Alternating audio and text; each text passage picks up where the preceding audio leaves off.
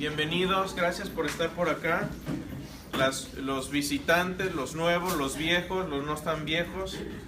No les estoy diciendo viejos, no se ofendan.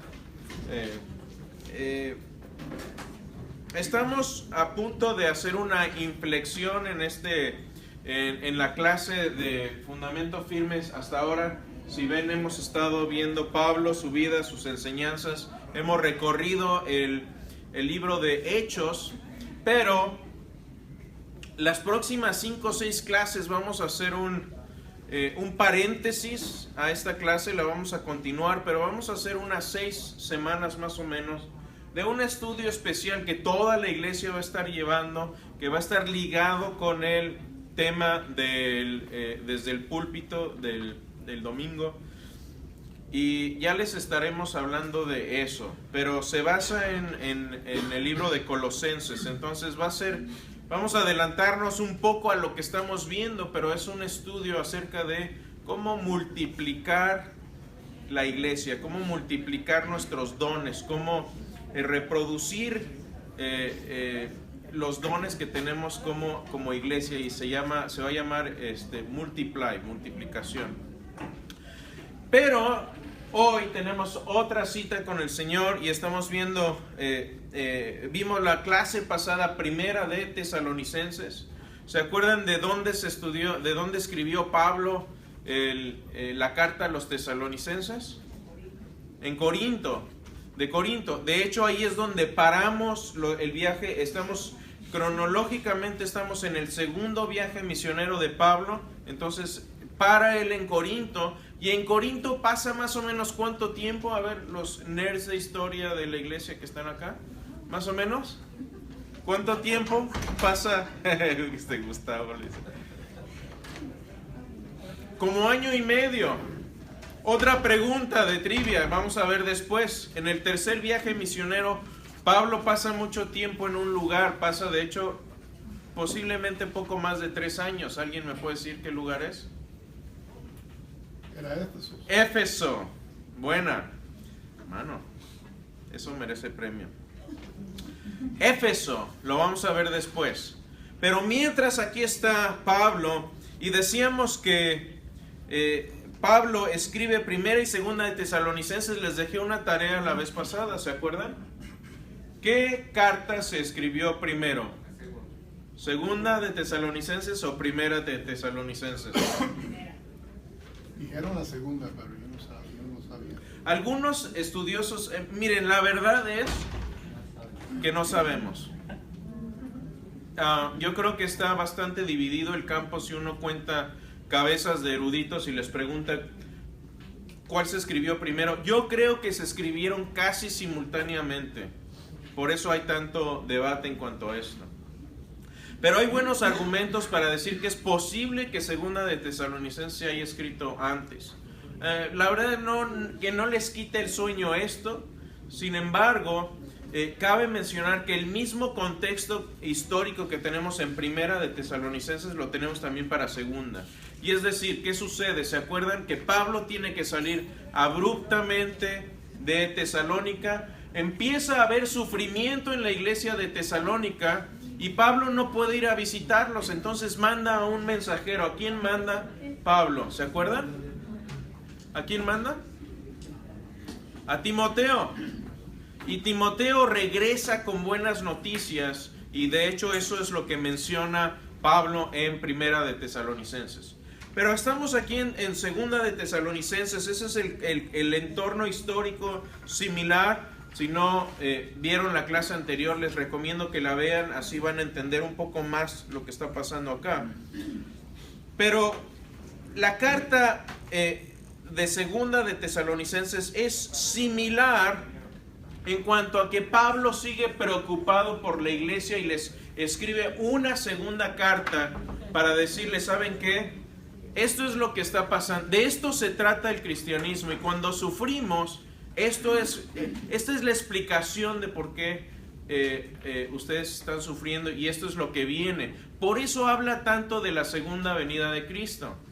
Y como les decía la vez anterior, muchas veces nos encajonamos en hablar de escatología y de los últimos tiempos y de que el arrebatamiento y que el rapto y que esto y lo otro, nos perdemos la esencia de la carta.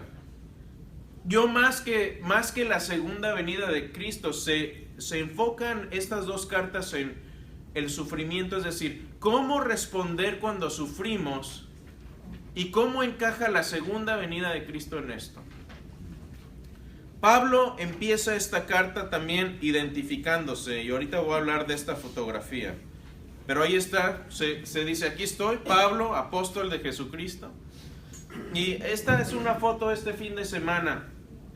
Creo que todos debemos tener mentores. La persona que está ahí en medio, al centro de donde estamos los demás, es el Dr. Clay Jones. Él ha influido mucho en cómo pienso acerca del cristianismo en los últimos 5 o 6 años. Y creo que todos debemos tener mentores. Todos debemos tener a alguien más sabio y más inteligente que nosotros que nos esté guiando. Y yo no soy la excepción, yo no nací sabiéndolo. Necesito yo también aprender de muchas otras personas. Busquen mentores, sobre chicos que tienen aquí de los 13 para arriba, ya pueden empezar a buscarse mentores. Si te juntas con gente más torpe que tú y más ignorante que tú, te vas a hacer más ignorante y más torpe. Si te juntas con gente más sabia y con gente más espiritual, vas a aprender de ellos. Entonces, empieza Pablo aquí identificándose.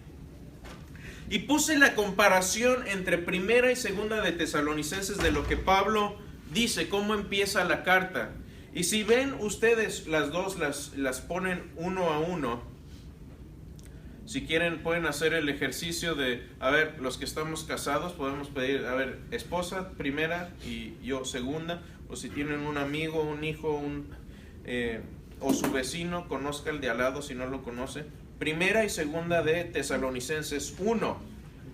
Pablo empieza así.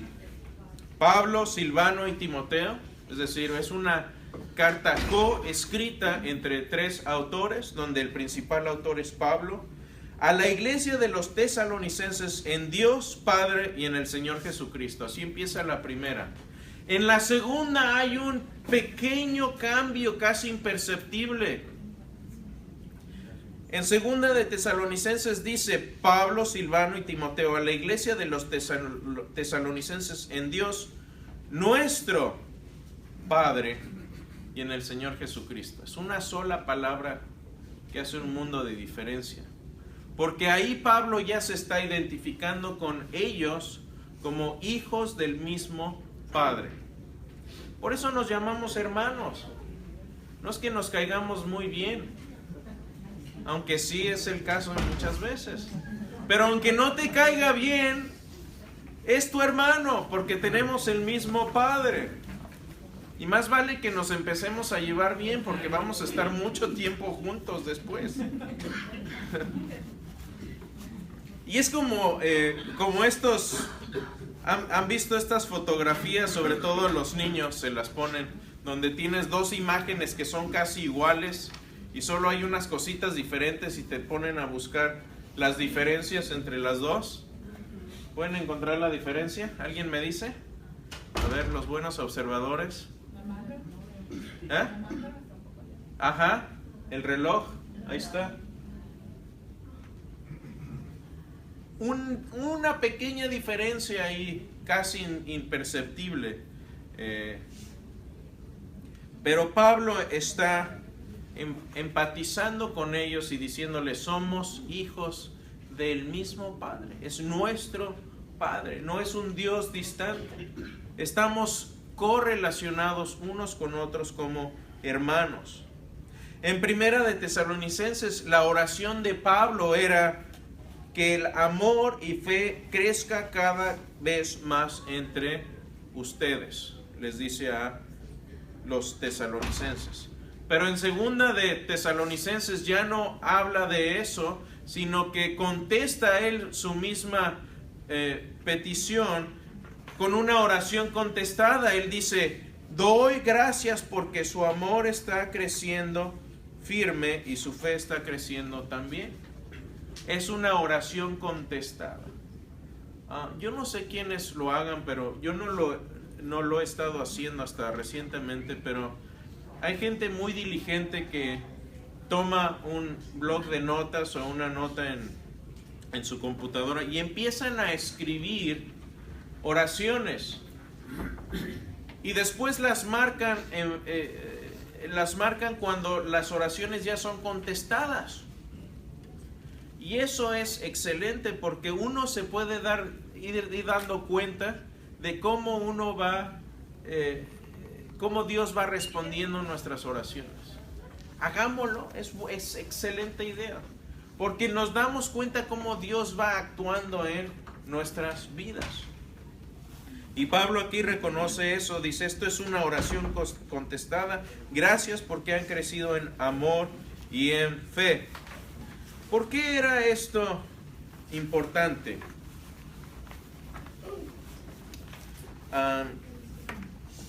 Para los que van llegando ahorita, acabamos de orar por un hermano que está, ¿perdón? Sí, que está posiblemente en estos momentos ya está pasando los últimos tiempos en esta tierra. Ahora mismo nos acaba de escribir su esposa. Y esto es lo que sucedía en la iglesia de Tesalónica. Algunas personas estaban pasando a la presencia del Señor. Y Pablo no tuvo tiempo de explicarles bien el Evangelio y aprovecha estas dos cartas para darles esa esencia. ¿Qué es lo que pasa? ¿De qué trata el cristianismo? No sé si han visto algunas playeras por ahí. He visto este lema. En inglés se usa mucho, pero el lema es esto: la vida es difícil y luego mueres.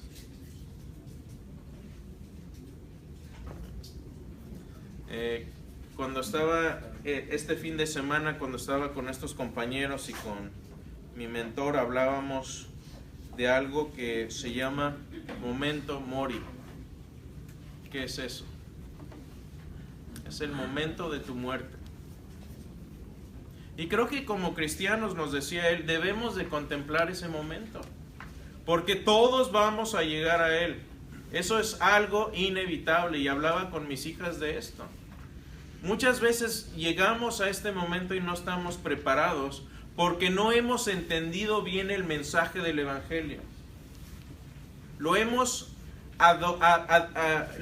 moldeado a algo que es acerca de esta vida, cuando que Jesús nunca habló de bienestar físico necesariamente en esta tierra cuando lo relacionamos con el Evangelio. Y este es el tema principal de esta carta. Pablo dice en esta carta, el camino de la fe, hay dos caminos. Uno puede tomar el camino de la fe o uno puede tomar el camino fácil. ¿Cuál es el camino fácil? Bueno, como dijo Frank Sinatra o José José, ¿no? A mi manera. Voy a vivir como yo quiera. Voy a ser el capitán de mi propio barco. Yo voy a mover el timón de mi vida a donde yo quiera. Ese es el camino fácil. El camino de la fe, dice Pablo, tiene dificultades. Tiene persecuciones, tiene pruebas.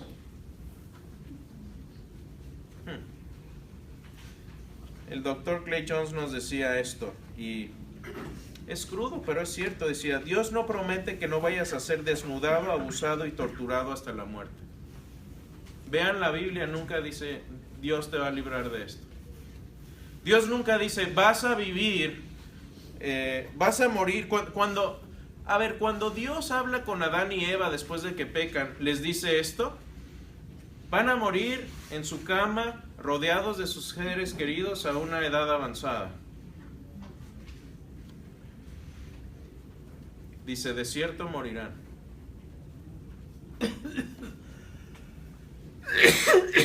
¿Ya los deprimí lo suficiente, hermanos? Sigue, todavía no he terminado. Todavía falta. Pero hay dos caminos. Pero ¿qué dice el Señor? El que persevere hasta el fin, ese será salvo. Y hermanos, ¿saben qué? Este no es el mundo que Dios planeó. Dios no planeó un mundo en el que los niños mueren antes que sus padres. Eso no es natural, no es normal que se vaya un hijo antes que el padre. Pero yo hablaba con mis hijas de esto este fin de semana y les decía, ¿sabes qué? Es posible, a ver, lo más seguro es que yo me vaya antes que tú. Pero es posible que tú te vayas antes. Pasa, sucede. Lo vemos, lo vivimos todo el tiempo. Y en el oeste estamos en un ambiente donde casi no interactuamos con la muerte más que cuando vamos a un funeral. Pero para ellos era cosa de todos los días. Todo el tiempo en Jerusalén, en el Gólgota, había gente crucificada. En el año 70 a los cristianos los crucificaron y en los caminos los dejaban y los usaban como antorchas humanas para iluminar la noche. Estamos muy removidos de este tema de la muerte, pero para ellos era un tema de todos los días. Y a pesar de eso, dice Pablo, ustedes, hermanos tesalonicenses, han mostrado paciencia y determinación. Eso no quiere decir que vamos a dejar que nos aplaste la gente o vamos a estar buscando que nos martiricen. Al contrario, cuando Jesús estuvo en peligro, huyó de ahí. Pablo también. Lo dejaron por muerto y Pablo dijo, sacudo mis pies aquí, no voy a regresar a que me den más, me voy de aquí. Pero en todo esto hay un propósito y déjenme seguir con este tema. Y esto es una gran verdad. Y de veras, no es para deprimirlos, pero creo que si no entendemos esto, no vamos a entender el mensaje del Evangelio. Y empieza con malas noticias. C.S. Lewis decía, el Evangelio no puede empezar con las buenas noticias, tiene que empezar con malas noticias. Si no, las buenas noticias no cobran sentido. Clay Jones nos decía, verás a todos tus seres queridos morir por accidente, enfermedad o asesinato, al menos que tú mueras antes por accidente, enfermedad o asesinato. Así que tengan buen día. Bueno, hermanos, oremos. Pero lo bueno es que no termina ahí la historia. No hay que ser tampoco como Igor, ¿no? Vivir deprimidos. Uy, qué bueno que vinieron, hermanos. Qué alegría. Ya tengo hambre. O mejor me muero, no sé. Pero hasta el gallo más gallo termina hecho caldo. ¿Sí? O sea, ese es el orden natural de este mundo. Pero como les decía, no es esto lo que Dios dispuso. Ese no era el plan de Dios. Dios no creó al mundo y dijo, a ver, ¿cómo se las pongo más difícil a estos pobres? No, el tema fue otro. Y Pablo les dice a los tesalonicenses, sí, están en el medio de las pruebas, están en medio del sufrimiento, pero recuerden lo que viene del otro lado de la puerta. R.C. Sproul acaba de fallecer, un teólogo reformado muy, muy influyente, y me gusta lo que decía, la muerte es un buen amigo que nos trae, es la puerta que nos trae a la presencia de Cristo. Pero por el otro lado es también el último enemigo a vencer por completo. Porque Cristo ya lo venció en la cruz. Pero es como una guerra que ya se declaró que terminó la guerra, pero por ahí hay algunas facciones que no se han enterado y siguen luchando. Sigue habiendo las consecuencias de las batallas, sigue habiendo sufrimiento, pero ya se ganó la batalla. La guerra está ganada. ¿Quién la ganó y cuándo? Jesús en la cruz. Y por eso tenemos acceso al otro lado de la puerta. Y voy a hablar, al final voy a mencionar qué es lo que está, una pequeña perspectiva de lo que está del otro lado de la puerta. Pero Jesús les dice, ¿saben qué? Ustedes que tienen sed de justicia, este mundo es injusto. Ustedes los que tienen sed de justicia, no se preocupen porque Jesús vuelve para dar justa retribución a los que no conocieron a Dios ni obedecen al Evangelio de nuestro Señor Jesucristo. Y mi pregunta es para ustedes, ¿por qué sufre la gente buena en este mundo? ¿Saben qué diría? ¿Qué dirían algunos? Dirían, eso nunca ha pasado más que una sola vez y Él se ofreció voluntariamente. ¿Qué dice la Biblia? Pero no lo creemos, no creemos que no hay justo ni uno solo, dice Romanos. No hay un solo justo. Y Dios va a volver a dar justa retribución a los que no le conocieron. Ahora, para los que se quejan de que hay demasiada maldad en el mundo y Dios debería acabar con toda la maldad, me pregunto, si nos dieran un botón rojo que diga, apriete el botón y se acaba toda la maldad en el mundo, me pregunto si al apretarlo estaríamos aquí en el próximo segundo. ¿Quién no ha causado mal en el mundo de nosotros? No levanten la mano porque no quiero que mientan. Los que somos padres hemos causado mal a los hijos, los que somos hijos hemos causado mal a los padres. Y como dice la Escritura, Jesús dijo, el que ha mirado a una mujer para codiciarla, ya ha adulterado con ella en su corazón. Y Primera de Juan dice que si odias a tu hermano ya eres un asesino. No conozco a nadie que no haya llegado a la pubertad siendo un adúltero asesino.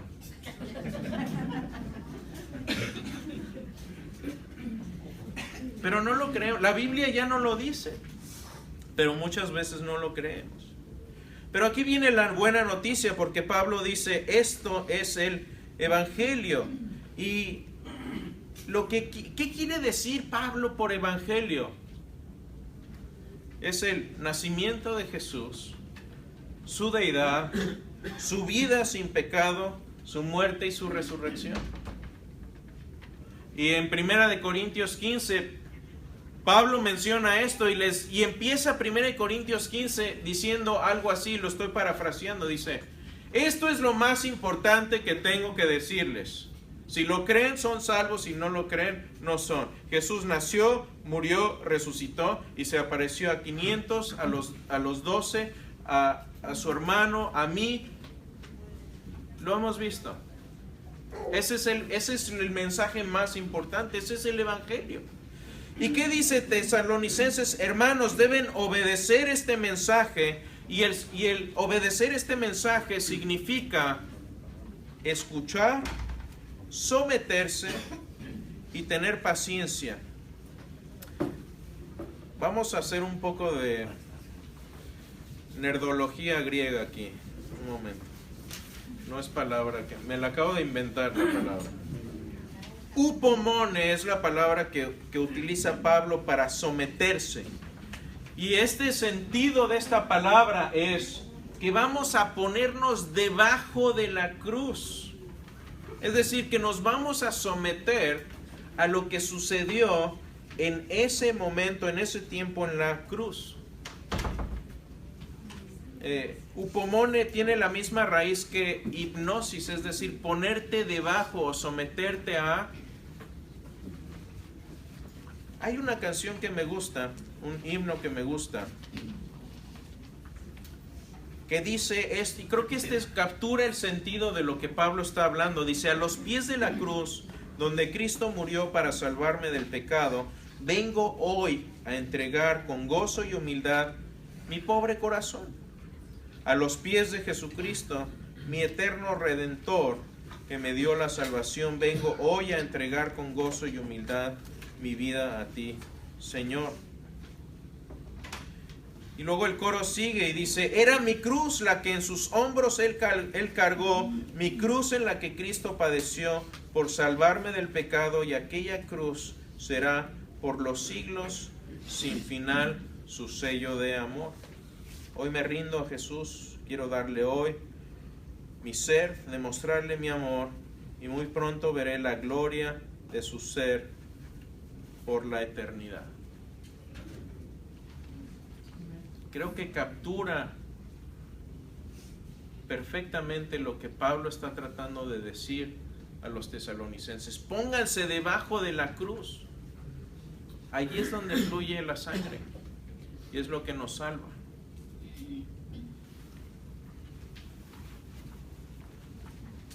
Entrando más a este problema del sufrimiento y de la maldad, ¿cómo respondemos? Se hace muy fácil, la pregunta se hace muy sencilla. Cuando alguien nos pregunta, a ver, ¿por qué Dios permite tanta maldad y tanto sufrimiento? ¿Por qué sufrieron los tesalonicenses? ¿Y qué respuesta les damos? Piensen en esto, porque cuando uno está en la peluquería y te están cortando el pelo y la mujer tiene unas tijeras afiladas y te pregunta, oye, ¿tú eres cristiano? ¿Por qué Dios permite el mal? Más vale que tengas una buena respuesta. Y este es un ejercicio que yo he hecho, que les recomiendo que hagan todos ustedes, pero en pocas palabras, en 2 o 3 párrafos máximo, ¿pueden explicar por qué Dios permite el mal en el mundo? Esta es mi versión y me la pueden copiar si quieren, no hay problema, no tiene copyright esto, como decía un teólogo. Si es verdad de Dios y no me tienen que citar, y si no es verdad, prefiero que no me citen. Así que esto es lo que yo respondería. Dios creó a los seres humanos con libre albedrío. Esto les permite amar.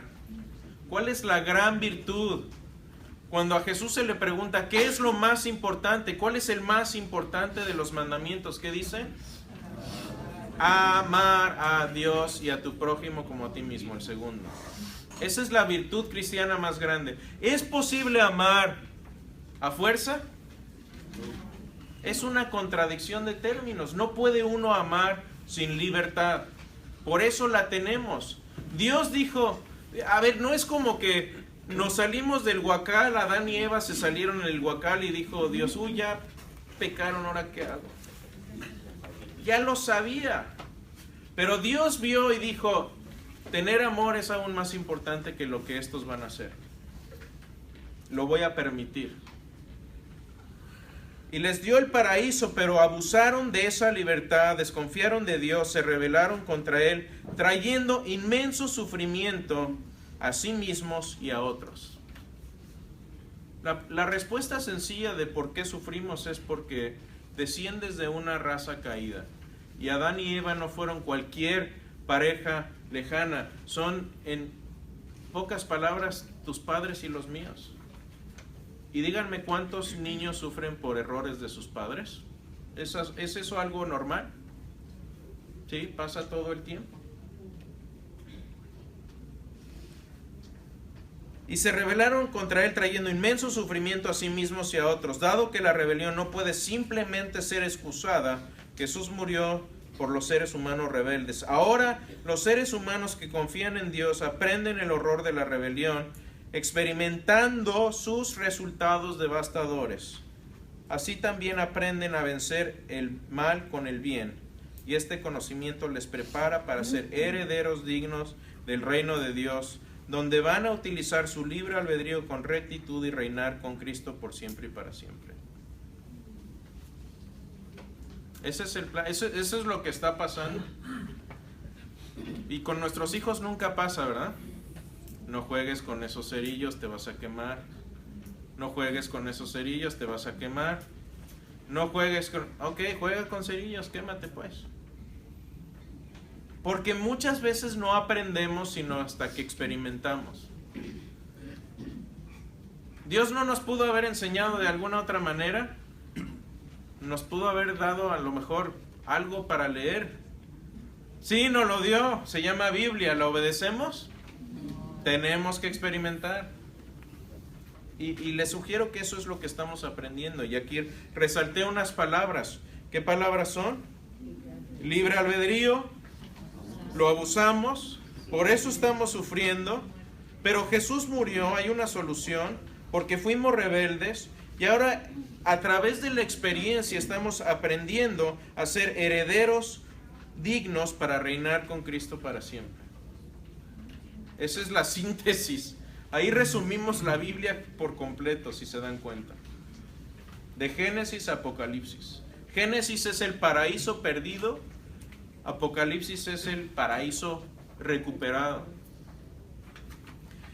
Y el sufrimiento y la maldad son una herramienta que Dios usa. Nosotros como padres la usamos todo el tiempo también.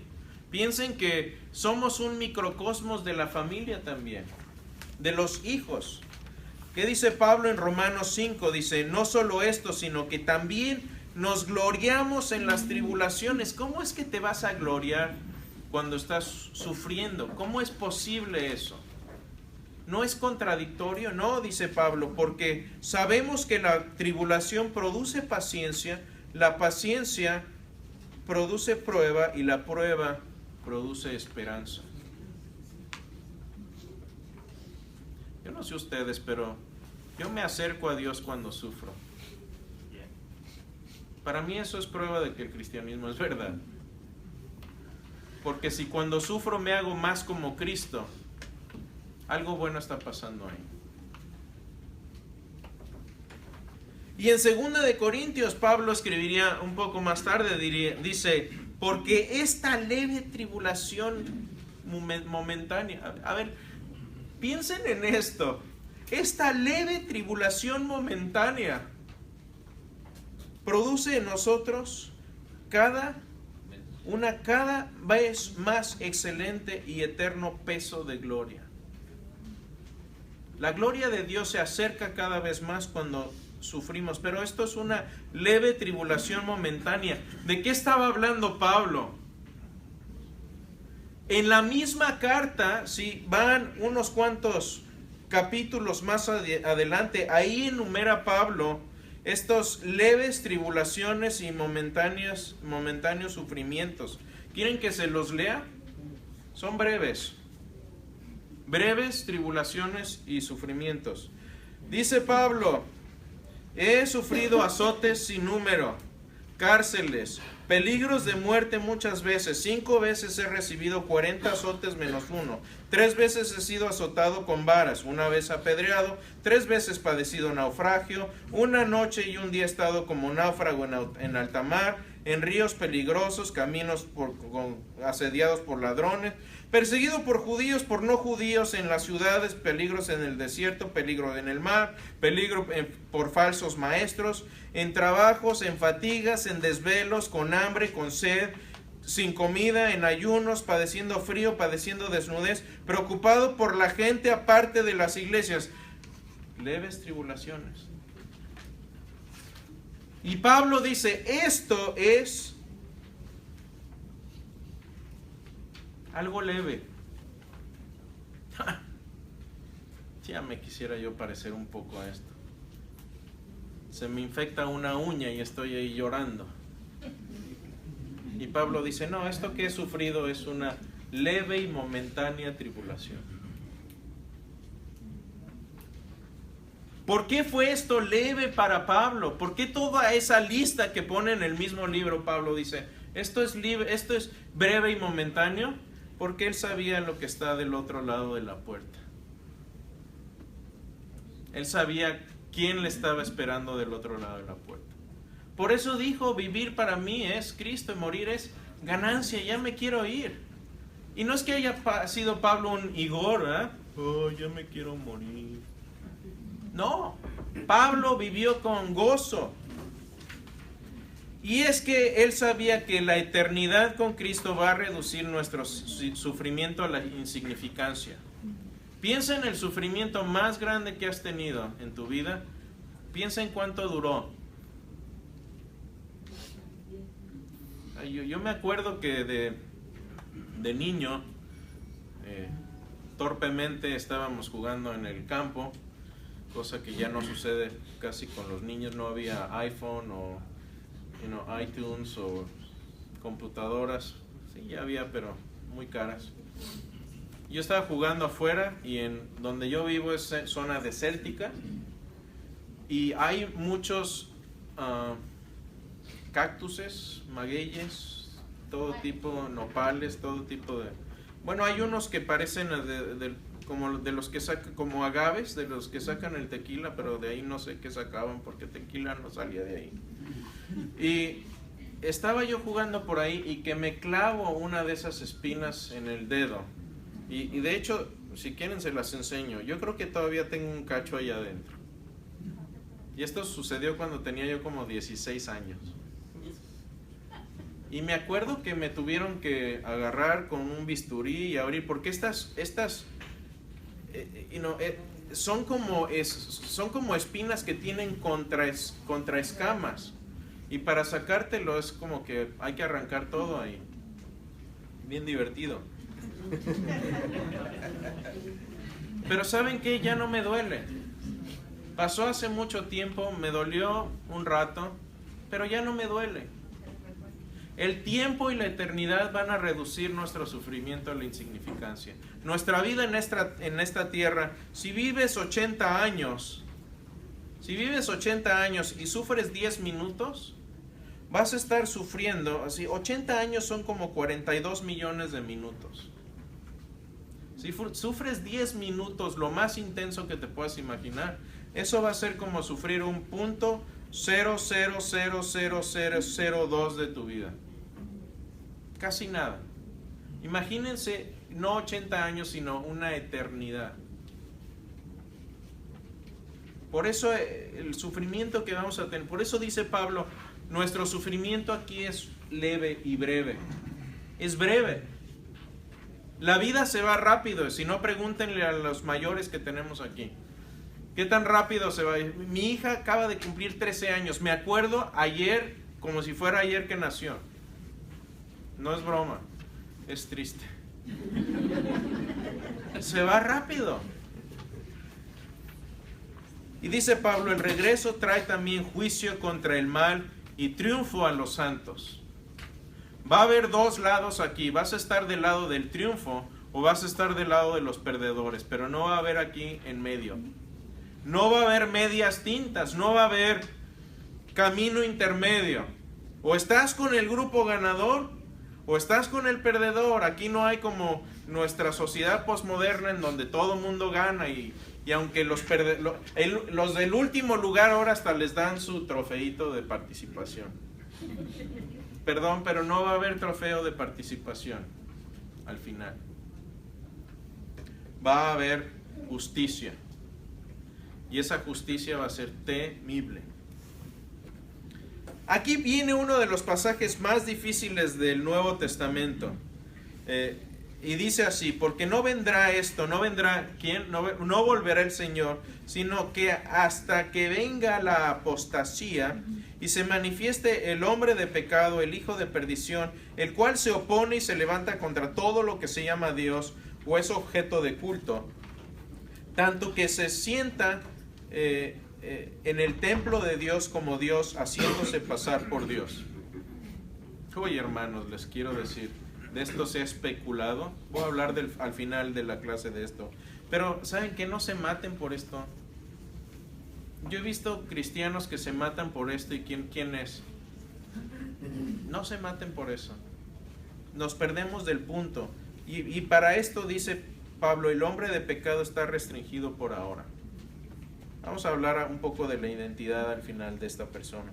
Por cierto, dice, ninguno de nosotros nos hemos perdido la segunda venida, a pesar de que hay trabajo y mucha tarea que hacer. Jesús vuelve, no se lo han perdido. Algunos tesalonicenses pensaban, ya se nos fue, ya nos quedamos. No ha sucedido. Y dice, y estén agradecidos siempre como hijos de Dios escogidos para ser salvos y santos. Luego dice Pablo, les pido también oración por dos cosas. Primero, para que la palabra de Dios se extienda pronto. Y segunda, para que la palabra se reciba con honor. Y algunos decían, no, ya para qué trabajamos, ya el Señor vuelve, ya vuelve pronto, dejemos de trabajar, dediquémonos a descansar. Y Pablo dice, no dejen de trabajar solo porque Cristo regresa. Por cierto, si no trabajas tampoco comas. Ese es el contexto de este pasaje. No dejen de trabajar solo porque Cristo ya vaya a venir. No dejemos de evangelizar, porque aparte, ¿saben qué? Hay mucho trabajo que hacer. No dejemos de hacer nuestra labor como creyentes, como cristianos, y en cuanto a trabajo también. Y cierra Pablo con una oración de paz. Y ahí termina esta carta. Pero yo me llevo varias enseñanzas de lo que escribe Pablo en esto. Primero dice Dios nuestro Padre y del Señor Jesucristo. Pablo agarra la palabra nuestro. ¿Por qué? Porque somos personas que deben conectarse. Debemos conectarnos no solo con el Padre, sino con unos con otros. Por eso yo cada cierto tiempo tomo vacaciones, tomo tiempo de estar en ministerio, estar con familia, y me retiro y me conecto con el Señor y me conecto con otros. Es importante. Busquen mentores. Busquen, dice Proverbios, hielo afila hierro. Si somos metales y no estamos siendo afilados, cuando se necesite cortar, ¿qué va a pasar? Nada, vamos a dar risa o tristeza, no sé, pero no va a haber corte. Más, tú quieres cortarte más seguido en la cocina, utiliza un cuchillo sin filo. Esa es la forma más fácil de cortarse. Conectémonos. Dice, con respecto a la venida de nuestro Señor Jesucristo, ¿quién es el hombre de pecado? Y aquí se ha especulado muchísimo. La iglesia primitiva creía que este hombre de pecado era el emperador romano. Después pensaron, bueno, a lo mejor no es el emperador romano, es el oficio del emperador romano. A lo mejor es una persona no deseada que está contra el evangelio y contra la iglesia. En tiempos de la Reforma dijeron, no, pues debe ser el Papa. Otros acá en Estados Unidos hasta dijeron que fue Henry Kissinger, que fue el secretario de Estado de Nixon. No, de veras. Otros dicen que ha sido Mahoma. Otros dicen, no, es el anticristo. La verdad es que no sé quién es. Voy a serles honesto, no sé quién es. Pero no es una razón para dividir la iglesia. Y tampoco el tiempo de la venida de Cristo o la forma de la venida de Cristo es motivo para dividir la iglesia. Porque de eso no es de lo que Pablo trata en estas cartas. Pablo trata con nuestro sufrimiento y con lo que significa el evangelio en el contexto de ese sufrimiento. ¿Y cuál es el punto aquí respecto a la segunda venida? Jesús regresa. Satanás es destruido. Tengan ánimo. Ese es el mensaje. Ese es el resumen de esto. ¿Cuándo? Vendrá como ladrón en la noche. ¿Y cuándo llega un ladrón en la noche? Cuando estás dormido. Porque si supieras que viene el ladrón en la noche, te quedas velando. Y dice Pablo, porque oímos que algunos de entre ustedes andan desordenadamente, no trabajando en nada. Mis amigos y hermanos, si está hecha un desorden en nuestra vida, sobre todo espiritualmente, si no estamos trabajando en las cosas que debemos estar trabajando, ordenemos nuestra vida, porque no sabemos cuándo el Señor va a decir, ¿sabes qué? Hasta aquí se acabó tu tiempo. Venga para acá. Y vas a escuchar una de dos cosas. Vas a estar separado de Él o vas a escuchar: ven, hijo fiel y bueno, entra al gozo de tu Señor. ¿Cuál quieres escuchar?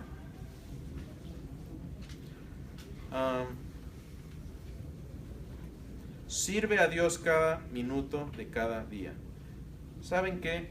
El tiempo se va rápido. Yo me acuerdo cuando era niño, ya tengo 45 años, estoy en la época que le llaman crisis de la edad media o midlife crisis. Es el tiempo en que los hombres nos ponemos a ver lo que hicimos en el pasado. Y yo por eso a los jóvenes que me conocen les digo: ¿sabes qué? Lo que no hiciste de aquí a los 40 ya no lo hiciste. Porque esa es la época donde estás productivo, donde estás fuerte, donde tienes paciencia para niños chiquitos, cuando vas a cambiar más pañales que en toda tu vida. Ya cuando eres abuelo ya dices: no, yo no lo cambio, ahí está el papá o la mamá. Tienes la opción de botar los pañales. O si ya se pone muy revoltoso, vaya con su mami, ándale. Vaya para allá. El tiempo se va rápido. Pero ¿saben qué? Recordemos lo que hay del otro lado de la puerta. Y no sé, Dier, si me puedes ayudar con la luz. Este video lo hice para recordarme de lo que hay del otro lado de la puerta, porque cuando hablamos de la eternidad, pensamos que va a ser nubes monocromáticas, que va a haber solamente ángeles con arpas, semidesnudos allá arriba, tocando todo el tiempo y contemplando la gloria de Dios y así: Señor, te amamos. ¡Trin! Eso no es, eso es una mentira. Dios, estos colores que van a ver son los colores que utiliza Dios para describir la gloria que nos espera en Apocalipsis y en otros libros proféticos. Y si Dios creó estas cosas que van a ver, imagínense lo que no va a haber en la eternidad.